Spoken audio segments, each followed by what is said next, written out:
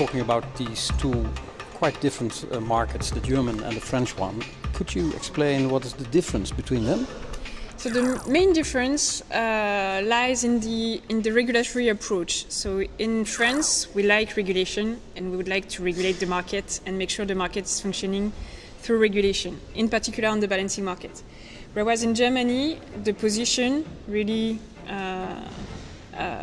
from the regulator and from the government is to say we should first leave the market, live its life, function properly, and then regulate if necessary. But first the market, regulation after. In France, regulation first, market after. Okay, and why would it be desirable to bring them more close together? The idea is that we shall integrate the European market, so there is no other solution than to bring two models together. Let's try to pick the best of the two models to find the best model for Europe. And when you combine them, 1 and 1 is 2, does it make the perfect picture? It should, provided we do the things in the right direction, so in the right position, starting by improving the functioning of the market, harmonizing market rules, balancing market rules, and then integrating the market. Okay. Would it be a real challenge?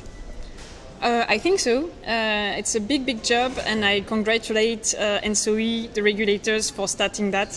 It's a huge work because we see that the functioning of the market, and in particular of the balancing market, is a very nationalistic issue, and all the countries are really attached to their model. So it's really difficult to try to converge towards a single model. So you are in touch with policymakers in Europe.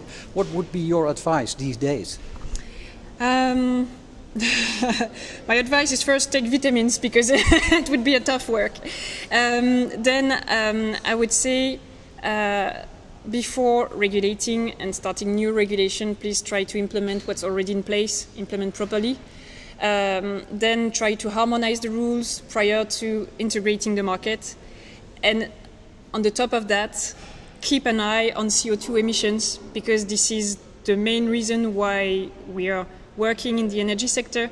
It's also to reduce our CO2 emissions. So if we work on regulations and that in the end the CO2 emissions are increasing, we're just failing. Thank you.